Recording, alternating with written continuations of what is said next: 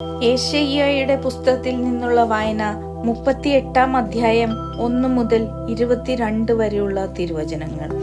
ആ ദിവസങ്ങളിൽ ഹെസക്കിയ രോഗിയാവുകയും മരണത്തോട് അടുക്കുകയും ചെയ്തു.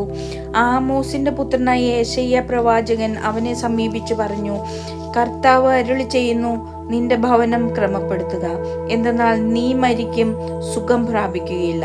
ഹെസക്കിയ ചുമരിന്റെ നേരെ തിരിഞ്ഞ് കർത്താവിനോട് പ്രാർത്ഥിച്ചു, കർത്താവെ, ഞാൻ വിശ്വസ്തയോടും പൂർണ്ണ ഹൃദയത്തോടും കൂടെ അങ്ങയുടെ മുമ്പിൽ വ്യാപരിച്ചുവെന്നും അങ്ങേക്ക് പ്രീതികരമായത് എപ്പോഴും അനുവർത്തിച്ചുവെന്നും അങ്ങ് ഇപ്പോൾ അനുസ്മരിക്കണമേ. അനന്തരം ഹെസക്കിയ വേദനയോടെ കരഞ്ഞു. അപ്പോൾ യെശയ്യായ്ക്ക് കർത്താവിന്റെ അരുളപ്പാടുണ്ടായി, നീ ചെന്ന് ഹെസക്കിയായോട് പറയുക, നിന്റെ പിതാവായ ദാവീദിന്റെ പുത്രനായ കർത്താവ് അരുളി ചെയ്യുന്നു, നിന്റെ പ്രാർത്ഥന ഞാൻ ശ്രവിച്ചിരിക്കുന്നു, നിന്റെ കണ്ണുനീർ ഞാൻ ദർശിച്ചു. ഇതാ, നിന്റെ ആയുസ് 15 വർഷം കൂടി ഞാൻ ദീർഘിപ്പിക്കും. ഞാൻ നിന്നെയും ഈ നഗരത്തെയും അസീറിയ രാജാവിന്റെ കരങ്ങളിൽ നിന്ന് രക്ഷിക്കുകയും ഈ നഗരത്തെ സംരക്ഷിക്കുകയും ചെയ്യും. കർത്താവിന്റെ ഈ വാഗ്ദാനം നിവൃത്തിയാകുമെന്നതിന് അവിടുന്ന് നൽകുന്ന അടയാളമാണിത്. ആഹാസിന്റെ ഘടികാരത്തിൽ അസ്തമയ സൂര്യന്റെ രശ്മികളേറ്റുണ്ടാകുന്ന നിഴൽ 10 ചുവട് പിന്നോട്ട് മാറും, തിരിയുന്നതിന് ഞാൻ ഇടയാക്കും. അങ്ങനെ ഘടികാരത്തിന്റെ നിഴൽ 10 ചുവട് പിറകോട്ട് മാറി. യൂദാ രാജാവായ ഹെസക്കിയ തനിക്ക് പിടിപെട്ട രോഗം മാറിയപ്പോൾ എഴുതിയത്, ഞാൻ പറഞ്ഞു, എന്റെ ജീവിതത്തിന്റെ മധ്യാഹ്നത്തിൽ ഞാൻ വേർപിരിയണം. ശേഷിച്ച ആയുസ് പാതാളവാതിൽക്കൽ ചെലവഴിക്കുന്നതിന് ഞാൻ വിധിക്കപ്പെട്ടിരിക്കുന്നു. ഞാൻ പറഞ്ഞു, ജീവനുള്ളവരുടെ നാട്ടിൽ ഞാൻ ഇനി കർത്താവിനെ ദർശിക്കുകയില്ല. ഭൂവാസികളുടെ ഇടയിൽ വെച്ച് മനുഷ്യനെ ഞാൻ ഇനി നോക്കുകയില്ല. ആട്ടിടയന്റെ കൂടാരം പോലെ എൻ്റെ ഭവനം എന്നിൽ നിന്ന് പറിച്ചു മാറ്റിയിരിക്കുന്നു.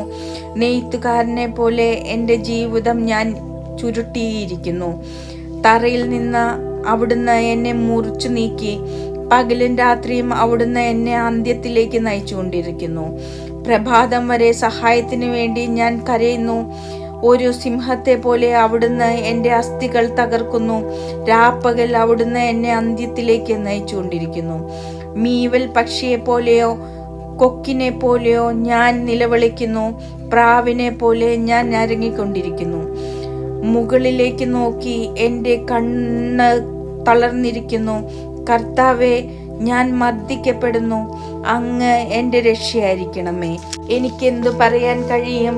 അവിടുന്ന് തന്നെ എന്നോട് സംസാരിക്കുകയും അവിടുന്ന് തന്നെ ഇത് പ്രവർത്തിക്കുകയും ചെയ്തിരിക്കുന്നു. മനോവേദന നിമിത്തം ഉറക്കവും എന്നെ വിട്ടകന്നിരിക്കുന്നു. കർത്താവെ, എന്നിട്ടും എൻ്റെ ആത്മാവ് അങ്ങയോടൊത്ത് ജീവിക്കും. ഞാൻ അങ്ങേക്ക് വേണ്ടി മാത്രം ജീവിക്കും. എനിക്ക് ആരോഗ്യം പ്രദാനം ചെയ്ത് എന്നെ ജീവിപ്പിക്കണമേ. എൻ്റെ കഠിനവേദന എൻ്റെ നന്മയ്ക്ക് വേണ്ടിയായിരുന്നു. അങ്ങ് എൻ്റെ സകല പാപങ്ങളും അങ്ങയുടെ പിന്നിൽ എറിഞ്ഞു കളഞ്ഞതുകൊണ്ട് നാശത്തിന്റെ കുഴിയിൽ നിന്ന് എൻ്റെ ജീവനെ അങ്ങ് രക്ഷിച്ചു. പാതാളം അങ്ങേക്ക് നന്ദി പറയുകയില്ല, മരണം അങ്ങയെ സ്തുതിക്കുകയില്ല. പാതാളത്തിൽ പതിക്കുന്നവർ അങ്ങയുടെ വിശ്വസ്തതയിൽ പ്രത്യാശ അർപ്പിക്കുകയില്ല. ജീവിച്ചിരിക്കുന്നവൻ അവനാണ് അങ്ങേക്ക് നന്ദി പറയുന്നത്.